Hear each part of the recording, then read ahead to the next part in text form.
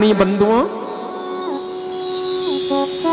भगवान श्री कृष्ण और अर्जुन एक दिन जमुना नदी के किनारे गए। एक नवयुवती रो रही थी। भगवान कृष्ण उस नवयुवती की आवाज सुनकर अर्जुन के साथ समुद्र के जमुना नदी के किनारे पहुंचे। एक वृक्ष के नीचे खड़ी रो रही थी।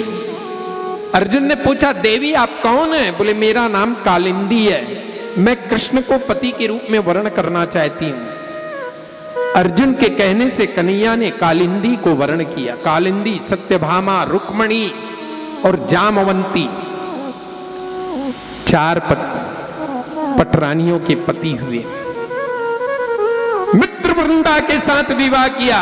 राजा नग्नजीति ने घोषणा की थी कि जो मेरे साथ उद्दंड बैलों को नाथ देगा उसके साथ मैं अपनी पुत्री नग्नजीति यानी कौशल्या को, उसका नाम भी कौशल्या था, सौंप दूंगा नग्नजीति को। भगवान श्री कृष्ण ने राजा नग्नजीत के साथ उद्दंड बैलों को नाथा और नग्नजीति के साथ विवाह किया। मित्र वृंदा, नग्नजीति, लक्ष्मणा, इस प्रकार अष्टपटरानियों के, रुक्मणी, इस प्रकार अष्टपटरानियों के भगवान श्री कृष्ण पति कहलाए। अब कथा आती है। एक दिन युधिष्ठिर ने,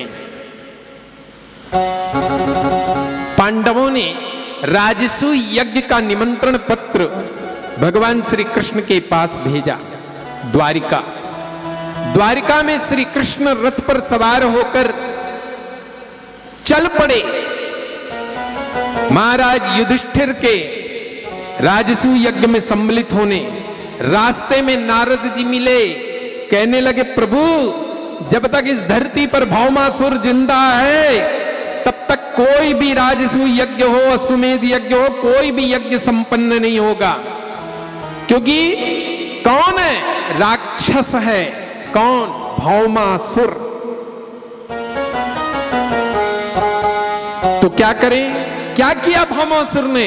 अरे बोले, जितने भी राजा महाराजा हैं इस धरती के, सब राजा महाराजाओं को बलपूर्वक उनसे उनकी रानियों को छीन लिया, उनकी बेटियों को, उनकी बहनों को, उनकी बहुओं को लूट लिया और उनकी संपत्ति लूट ली भौमासुर ने।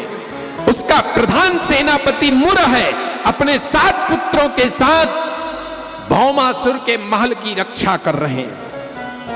कोई भी उस पर कोटे में प्रवेश नहीं कर सकता और कोई भी आज तक भौमासुर को युद्ध में जीत नहीं पाया। और उसने अपने बल के अभिमान में राजा महाराजाओं की बहन बेटियों को छीन लिया और अपने कैद खाने में रखा है। भगवान जब तक भौमासुर जिंदा रहेगा तब तक कोई भी यज्ञ सफल नहीं होगा। यह केवल कथा नहीं है, याद रखना, यह हमारे आपके जीवन की व्यवस्था है।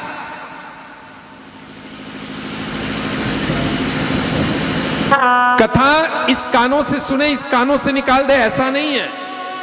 प्रविष्टः कर्णरंध्रेण, भगवान की कथा दोनों कानों से भीतर हृदय में प्रवेश करती है। भगवान 2 रास्ते से मनुष्य के हृदय में प्रवेश करते हैं। जब आप मंदिर जाते हो तो नेत्रों के रास्ते से प्रवेश करते हैं, और जब आप कथा मंडप पर आते हो तो कानों के रास्ते से भगवान भीतर प्रवेश करते हैं,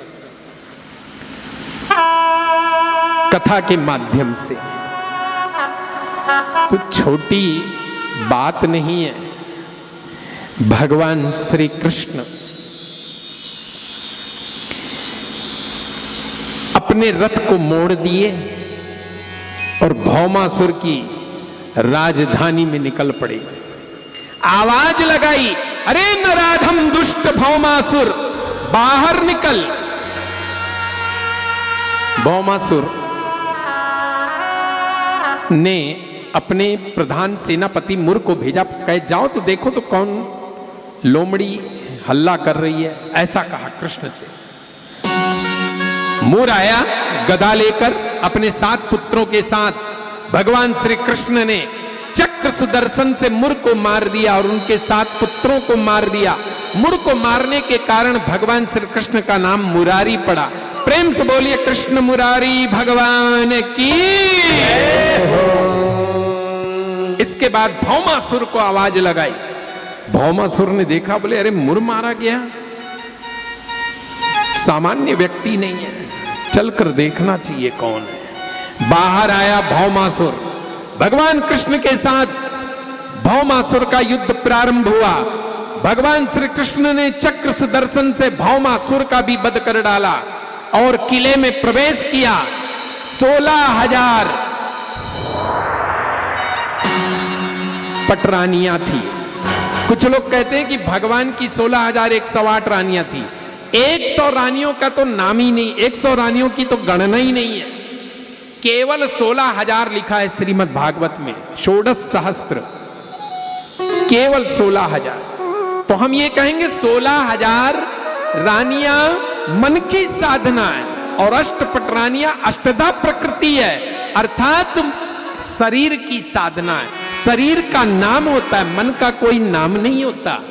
वो मन की साधना, इसलिए उसका कोई नाम नहीं है। ये तन की साधना है। रुक्मणी, सत्यभामा, लक्ष्मणा, मित्र वृंदा, कालिंदी, सत्यभामा, जामवंती, ये सब अष्टपट रानियां हैं, इनके नाम है। लेकिन 16,000 रानियों के नाम नहीं है। बंधन मुक्त कर दिया कन्हैया ने और कहा सुनो, आप सभी लोग अपने अपने घर चली जाओ। ये बिचारी हंसती हुई, मुस्कुराती हुई और छम छम पायल बजाती हुई कोई अपने पिता के घर गई, कोई अपने पति के यहां गई, कोई अपने भाई के यहां गई, सब बिचारी अपने अपने घर चली गई। भगवान कृष्ण यज्ञ में नहीं गए कि बाद में देखेंगे, चले वापस आ गए द्वारिका। जब कन्हैया द्वारिका में थे, अष्टपटरानियां सेवा कर रही थी कृष्ण की, उसी समय द्वारिका के द्वार पर हल्ला हुआ। 16,000 बहन बेटियां जो भौमासुर के कैद से मुक्त हुई थी, ये 16,000 बहन बेटियां आज द्वारिका में कृष्ण के द्वार पर खड़ी होकर पुकारने लगी, कन्हैया बाहर आइए, आपने अच्छा नहीं किया, भौमासुर को मारकर हमें बंधन मुक्त किया, आपने अच्छा नहीं किया। सुनिए कन्हैया, कम से कम भौमासुर के कैद में थी तो हमें पहनने के लिए साड़ी और खाने के लिए भोजन तो मिलता था, लेकिन आज तुमने भौमासुर को मारकर हमें बंधन मुक्त किया। आज हम कहां जाएं? जब अपने घर गई तो आज हमारे पिता, हमारे भाई, हमारे पति, हमारे ससुर हमें स्वीकारने के लिए तत्काल नहीं, स्वीकारने के लिए तैयार नहीं है। ये कैसी रूढ़िवादी परंपरा है? इन माताओं बहनों ने कन्हैया से कहा क्या? अरे जो परंपरा समय के साथ अपना मूल्यांकन खो चुकी होती है और उस परंपरा को बिना वजह व्यक्ति अगर ढोए रहे तो उसका नाम रूढ़िवादी है। अपवित्र कहकर हमें त्याग दिया गया। हे गोविंद, अब हम कहां जाएं? हमें कौन अपनाएगा? ऐसा कहते हुए सारी 16,000 रानियां रोने लगी, बहन बेटियां समाज की रोने लगी। कन्हैया, सच पूछो तो कन्हैया का हृदय फट गया, कन्हैया द्रवित हो गए। कुछ क्षण के लिए कन्हैया मौन हो गए, विचार करने लगे। गोविंद, कन्हैया ने सोचा, अगर समाज की 16,000 बहन बेटियां अगर समाज की सड़क में आ जाएंगी तो समाज का चारित्रिक प्रसंग कैसा होगा? ऐसा सोचकर कन्हैया सिर पर हाथ धरकर बैठ गए। क्या करूं? आज का तथाकथित समाज स्त्रियों का सम्मान हो, यत्र नार्यस्तु पूज्यन्ते तत्र देवता रमन्ते च। जहां नारियों का सम्मान होता है वहां देवता रमण करते हैं। हर पुरुष का कर्तव्य है